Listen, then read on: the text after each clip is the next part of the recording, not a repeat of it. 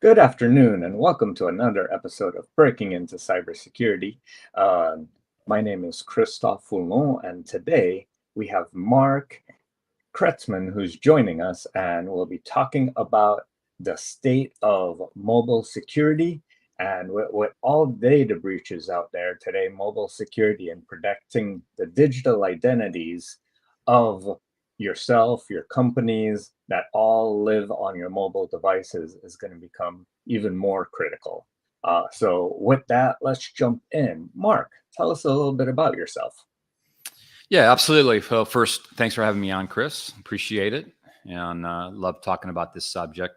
My name is Mark Kreitzman. I've been in cybersecurity since 2001, and before that, I worked for one of the big carriers in the U.S. So I've got a pretty long career in telecom and cybersecurity, and I was part of cybersecurity before it was called cybersecurity and just enterprise security. And I've really specialized in building cybersecurity companies. But up until about 8, 9 years ago, I was dedicated really to the enterprise space and got lucky. I worked for a couple of founders where one company got sold to Microsoft, and that became Microsoft's cloud-based email security, and then worked for founders at a web security company, and Cisco Systems purchased that.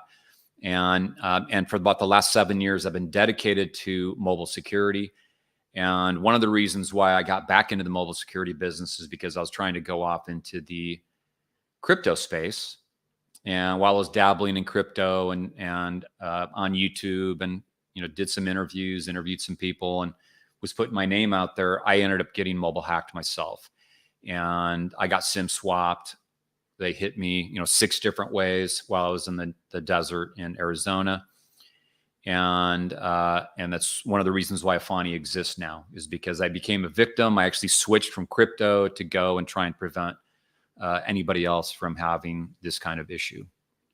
Well, for the audience that might not be aware of what SIM swapping is and why a threat actor might do that, tell us a little bit about that. Yeah, absolutely. So one of the big things that's going on recently in the last really about 4 months. I mean, it's been data breaches have been happening really for years, forever, ever since the computer was servers were created. But now there's data breaches. It seems like every third day. And Dell computers just got hacked for 49 million records, and they announced that I think last week. Snowflake had 160 customers' data on it, and they got hacked and lost most of the customers' data, like tens and hundreds of millions of records. Just about, I think it was around April 19th. It was the National Data Group. So if you've ever done a background check on somebody, or you had your background check done, that data is coming from this organization out of Florida called the National Data Group. And they got hacked for 2.9 billion of our records. And these are US. Wow. And the reason you might wonder, like, well, how could it, there's only 350 million of us. How could it be? It's because we're all in this database multiple times, and it's gotten generations. So they got like up to 30 years worth of our lives data, and your family, your friends, your kids, your parents, all of that data has been hacked out there. And this is Social Security and all this information. And I'm just mentioning just a few of these. And what these hackers are doing with this information is one of the main things they're doing is what's called a SIM swap on your mobile service. And so just to define what that is for people is everybody that's had mobile phones for the last couple of years has probably done a SIM swap. And what that is a legal one is, like, let's say you have an iPhone 11 today, and then tomorrow you go and buy the iPhone 15. And then while you're at the store, you say, okay, I want to have my number moved from my iPhone 11 to my iPhone 15. And they're going to do that in the store. And now you're going to walk out and your mobile service is being used on your iPhone 15. So that's legal. Now, what an illegal SIM swap is when a nefarious person, through different means, different methods, switches your mobile service from whatever phone you're using to the phone that's in their hand. And so if you're the victim and I'm the hacker, I'm going to get your carrier to point your mobile service to this phone. and your phone's going to be bricked. You're not going to have voice, text, or data on your mobile phone. I'm now going to control your mobile account on this phone, which means that I can use the data under your name. I can text people under your name, and I can call under your name.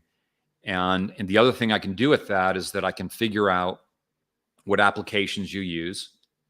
And if I can't do that, I'm going to go to the top 20 banks, the top 20 crypto, the top 20 brokerage or 401. And then just go down the line and say, forgot password, forgot password, forgot password. And I'm literally looking for that SMS to be sent to, that would normally go to you, but now it's going to come to me. And if that happens, then that account's toast. I will now take control of that. And if it's an email app, I can sync up an email app and take 1, 2, 3 years of your email data that could have tax information, wire transfer, early distribution, medical information.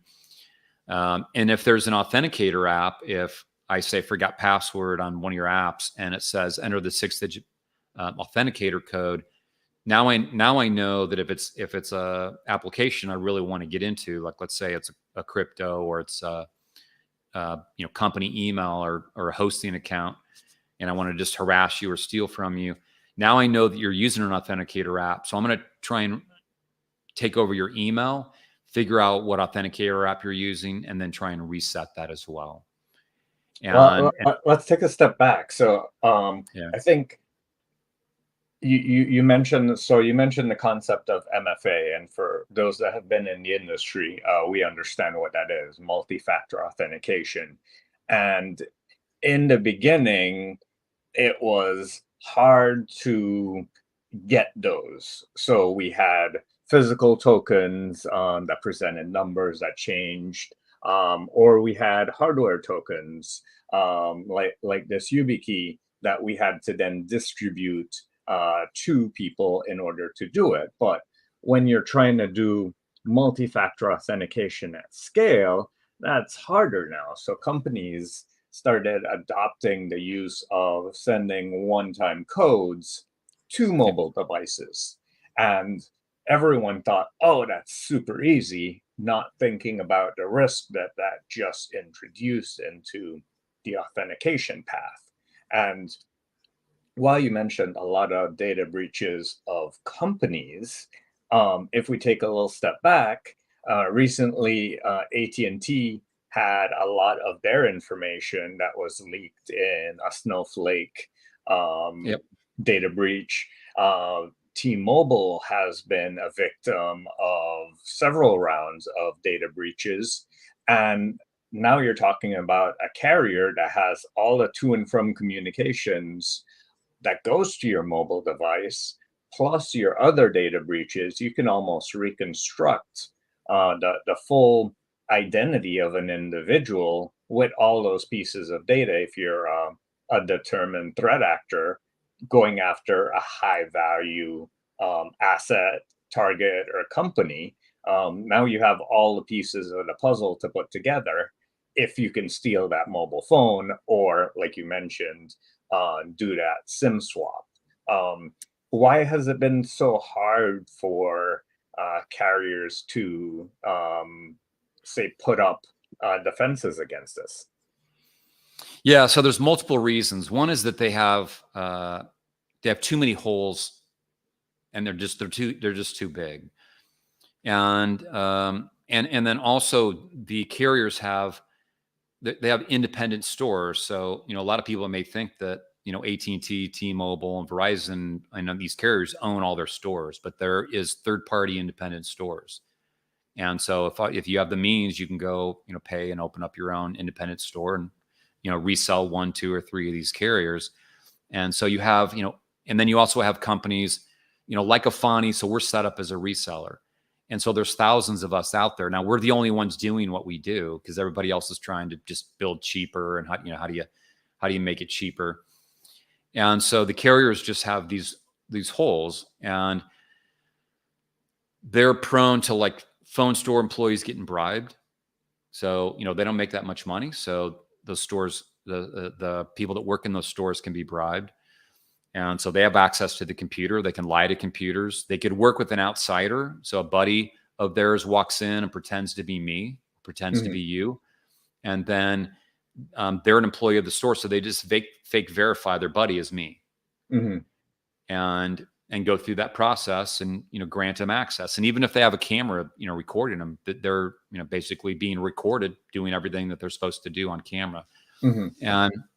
And then also when you call these 800 numbers, somebody could just have a recording device and just sit there and record people's authentication information all day long, compile that when they go home, and then sell it to either friends or sell it on the dark web. And there's actually SIM swap forums where people will go in there and say, like, I want to target this person, and it's sort of like bounties. And so it's getting pretty sophisticated. The other thing that the carriers have done, and I'm very intimate with this, is because I've been asked to be an expert witness multiple times by attorneys. So I get attorneys that'll get on my calendar, and this is like every couple months I get asked, and they want me to help represent victims of theirs for SIM swap losses. And I also know one of the really, really big names in telecom who actually gets hired by the carriers to be their witness, to be their expert witness. So I've heard both sides. I've talked to attorneys about this. And so when you get SIM swap, one, you find out that the carriers go into liability protection mode, and they no longer going to give you information, and they're going to tell you that there's this 800 number over here for anything legal or police wise. So you call it there, and they say, okay, great, you reached the right number, but it has a police officer has to call. So then you file a police report, police calls, and then they tell the police, okay, great, this is for police people, but there has to be a subpoena. So they force you into that. And then when you get that far, then you find out that all of them have slipped in arbitration clauses. And so they've all done the math that they would rather pay 35% of the losses. So if you lost 100 grand, they're happy to pay you, not all the time, but 35 grand. And then you have to pay your attorney out of that. And that is a much cheaper business decision than it would be for them to have to hire thousands of people to try and cover these holes. There's just too many of them. Yeah. And the other thing, the industry, the way it works is that all the carriers and all the resellers, we all have, like Afani has access into portals. And so if you called us up, for example, and you said, okay, I want to switch from T-Mobile over to use AT&T with Afani, and you give us a couple pieces of information, we can move you over without talking to anybody at your carrier. There's no human, and you don't even have to tell your carrier. You don't even have to call your T-Mobile and say, yeah, I'm canceling. It literally just, we can pull it over. And that's really, really scary. That's the big scary thing about this industry, is that they've designed it so that it's like, if you want to leave me, we're going to make this super, super cheap for you to leave. Yeah. And then we'll just deal with arbitration court. And it's just a much cheaper way to do it. And so, that's one of the differences, like with Afani, is that once we port somebody over, we actually disconnect you from this system. And it takes human intervention, multiple humans on our side.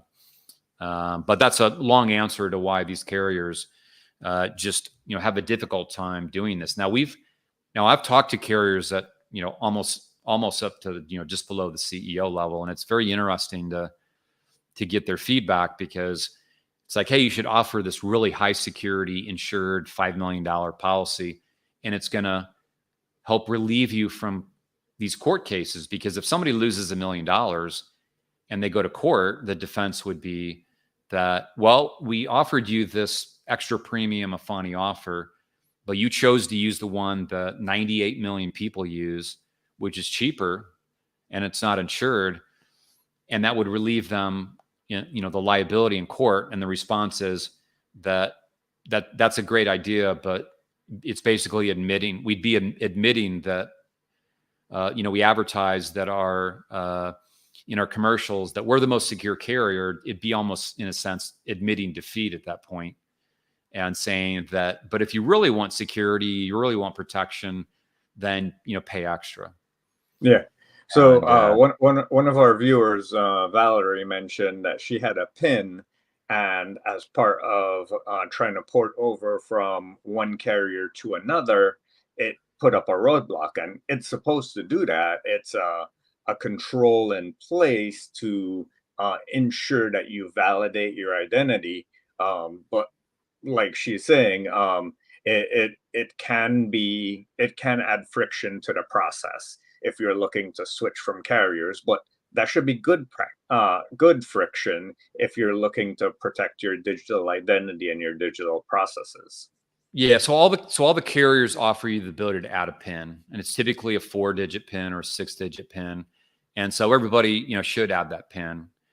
And that way, if you wanted to do something risky like a port out, then they're going to ask you, what's your PIN? Now, the problem with the PIN is that, and I can tell you in my case, so I actually got SIM swapped, in the middle of the desert between Phoenix and Tucson in my car, like no phones out there. So I was on my way driving to my parents' house, and I pulled up to the driveway, and the Wi-Fi connected, and 6 password resets went up, my phone. So I'm freaking out. I run in, I call my carrier, and I'm panicking. And they're like, "Okay, sir, what's your PIN?" And I was like in a panic mode because I knew what I potentially could lose. And I'm like, I don't know what my PIN is. I can't, and so now they're thinking I'm the hacker. Yeah. And so I actually got them to send my PIN to a different phone. And so I was glad that I'm like, okay, here's the PIN, and they verified me. But after I got off that call, it freaked me out even worse, because I'm like, if I can do that, then these social engineering people who are experts at doing this can do this as well. The other trick with these PINs is that people can hack into your mobile account itself. The account you go in and you can see like your payment method and things like that. So these hackers, if they can get access into that, they'll change an email ID. They might attempt to change a PIN. They could add a family member to it, for example. And so the next time that they call back in, and they could actually it wouldn't be social engineering. They would actually state a name, state an email ID, maybe even a PIN number, and it's all correct.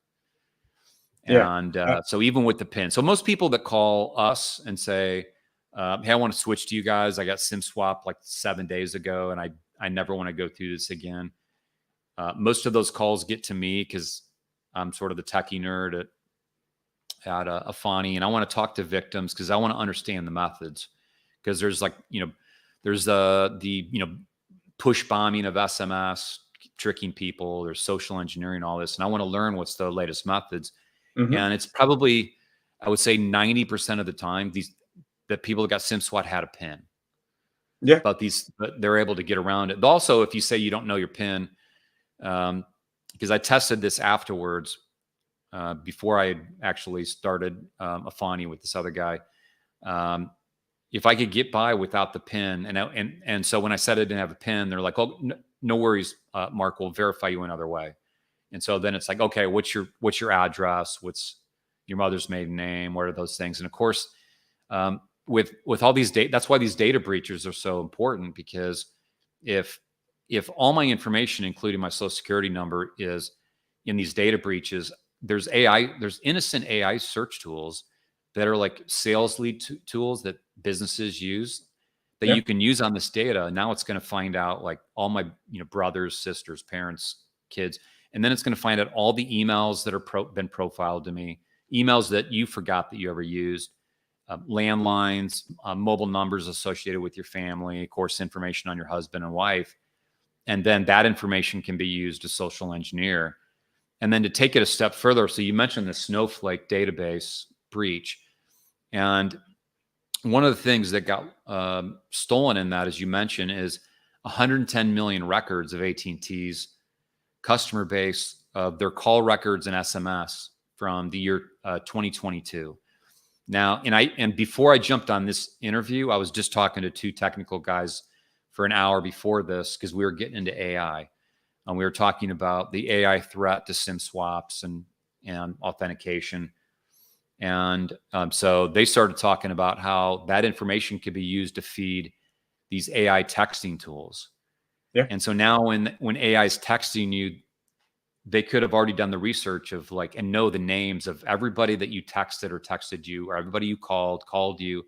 And now that, they could be texting you like, hey, this is Bill. Have you talked to George in a while?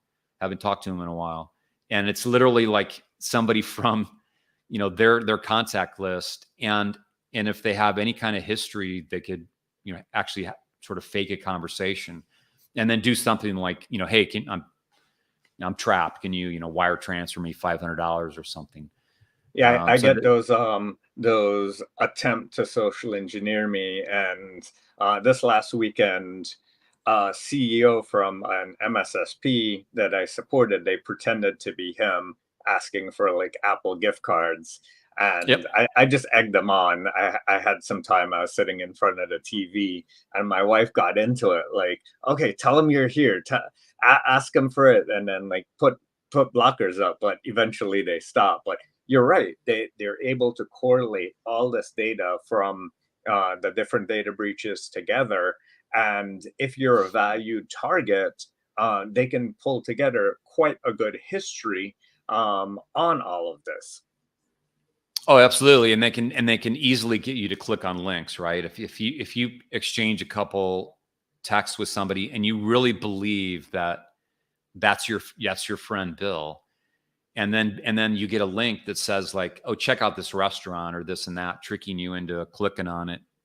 And it actually takes you to the restaurant. But what you didn't see in the middle was that it actually took you to, a site serving you malware and then forwards you.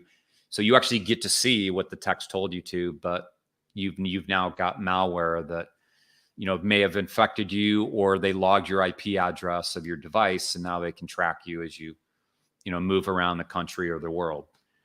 Yeah, So as Valerie mentioned, there's also a lot of healthcare organizations that are getting breached, and they're getting breached because of the whole supply chain that companies use, whether it's in a big box store and then they use a third party for the pharmacy, for the mobile phone service, like you mentioned.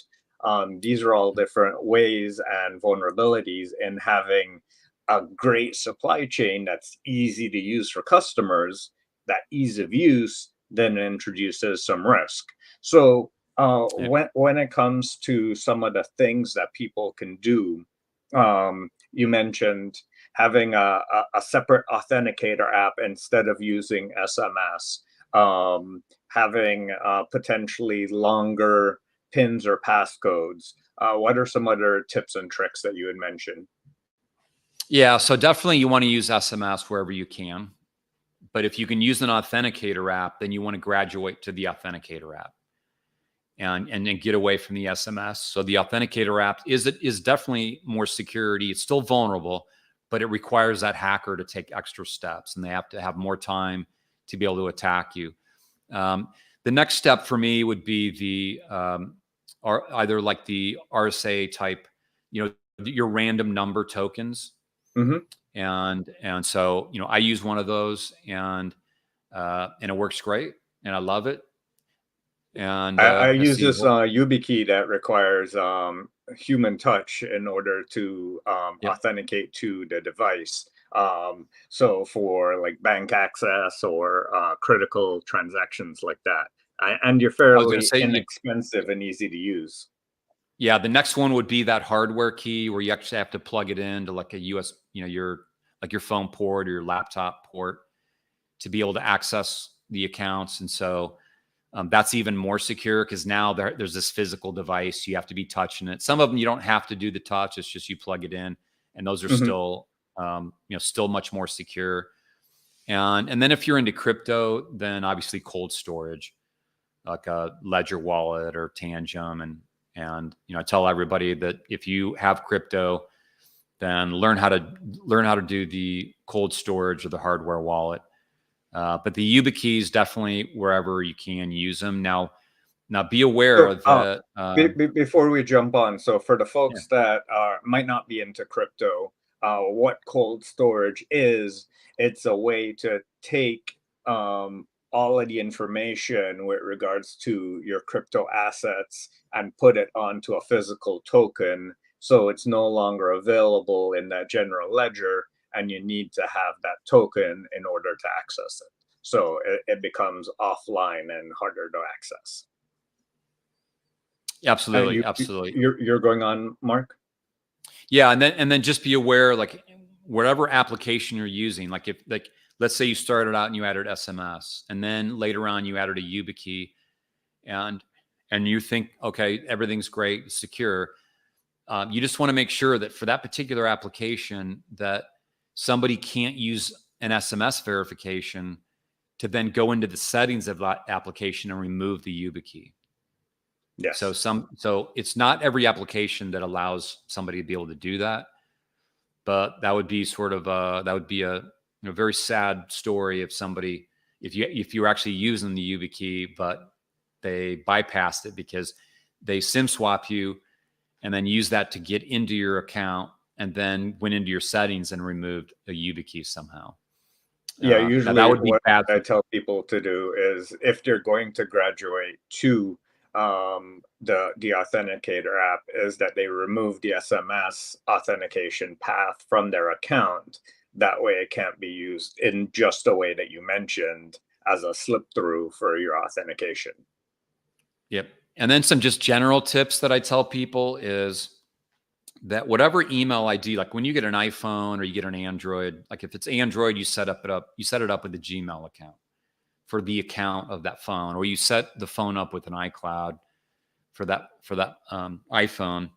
And I tell people, whatever that iCloud or Gmail ID is that you set your phone up with, don't use that for like your bank account or any really proprietary type application, because what you're doing is you're kind of setting up bowling pins for SIM swap hackers.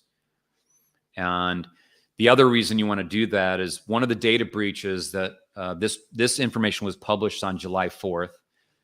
So I'm assuming that it was like symbolic of, hey, have fun on Independence Day, and we're gonna own you.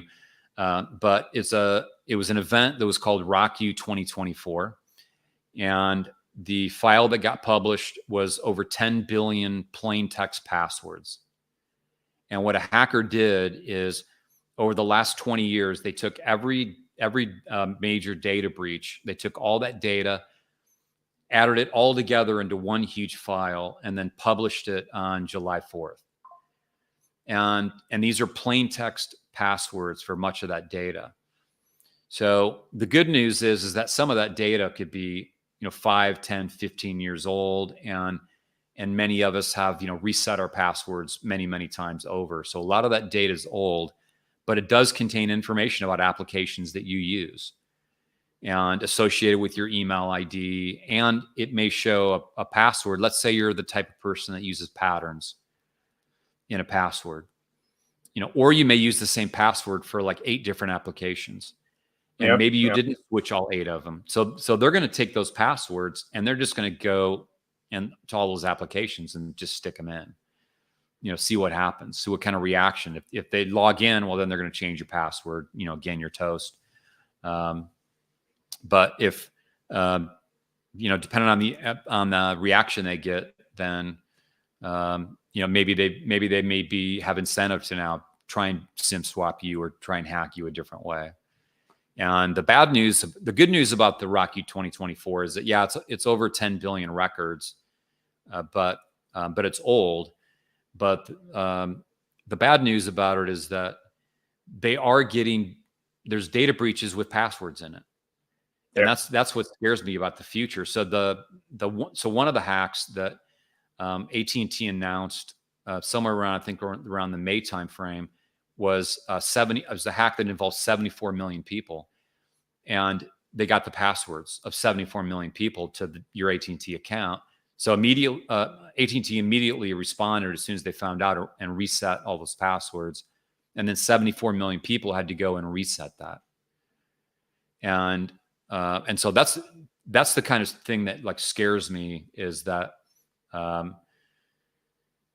that those kind of things happen. It's kind of amazing. The Snowflake one is like bizarre. 160 companies took their customers' data, put it up into a third-party data analysis company, and didn't even ask them whether they used 2FA. Yeah, yeah, And so, that was scary. yeah, they didn't even use an authenticator app. I mean, talk about the lawsuits that are going to come out of that. Like, it's going to. I should follow up on that to see what's going on. But that was a case of hackers found out inside of Snowflake that they weren't using any kind of authentication. It was just a password and login. And this is sort of what proves this this malware to your mobile device is actually real, because what these hackers did is they targeted people with malware to then get the login and password information to log into Snowflake. Yep. And so this malware stuff is real, and these hackers do have capabilities. So it's we all have to be conscious around like what we click on, no matter whether it's a tablet, a laptop, or phone. We gotta all be conscious about, is this really a link or a photo I want to look at? Yeah. Well, I'd recommend folks sign up for something like I Have Been Pwned or use your password manager. Oftentimes, they will look at data breaches to see if your password's been exposed. So take advantage of that. And lastly, Mark, thank you so much for coming on. For folks that want to learn more about Afani, here's the link, afani.com/breaking BICS for breaking into cybersecurity. And you'll get more information about the Afani service. And Mark, you provided them with a great offer. Share that with them before we head out. Yeah, absolutely. So one is that we actually just released a free tool. It's at where you can check. You can put your mobile number in. You can do you have to verify, do an SMS verification. And what it's going to do is it's going to look through these different databases that tell us if your mobile number's been part of a data breach. So I did mine, and over the last years, it found that I've been in 8 different data breaches, and I want to know those kind of things. And then it'll show you a couple other bits of information. We're going to improve on the tool, but it's free to people if you want to use it. So again, afani.com/number scan, and then just real quickly, what we do is we resell AT&T and Verizon, but we lock out all the carriers from your account. We don't give them your personal information. We become your 24/7 support. We protect from SIM swaps. We provide privacy in the sense that we don't sell your data. The carrier doesn't have your information, your address, your name, Social Security. We don't even collect much of that information. And then we also back it up with a $5 million insurance policy. And what Chris has mentioned is that we like to talk with people out there, whether it's influencers or companies that are educating people on how to stay safe, stay secure, and vigilant with your digital defenses. And if you go to that link that Chris mentioned, it's a landing page with some information about Afani. You can book a sales call there if you want to have a video call one-on-one. But it's a $99 promo code that will, if you choose the monthly option, your second month is free. Or if you choose the annual option, it just takes $99 off the top of that. And we love supporting communities that are really trying to make people aware about all security threats and all these privacy issues, because it's getting bad for us, whether it's hackers or government, doesn't matter. We just all need to, it's number scan. So it's one word, NUMBERSCAN. I'll post it in for them. Thank you so much, Mark. Really appreciate it. Any final words of advice? Like you said, be careful on anything that you click on, whether it's business related, friend related, especially if it's an anonymous person. If it's a 22-year-old super hot Chinese girl out of Hong Kong, it's probably a guy. And just be aware that there's people out there that are trying to rip you off. They don't care, and just be vigilant about that. Perfect. Well, thank you for sharing all these resources. Thank you for sharing your time. We appreciate it. And have a great day, everyone. And welcome to Breaking into Cybersecurity, where we always try to share helpful information to protecting yourself. Take care, everyone.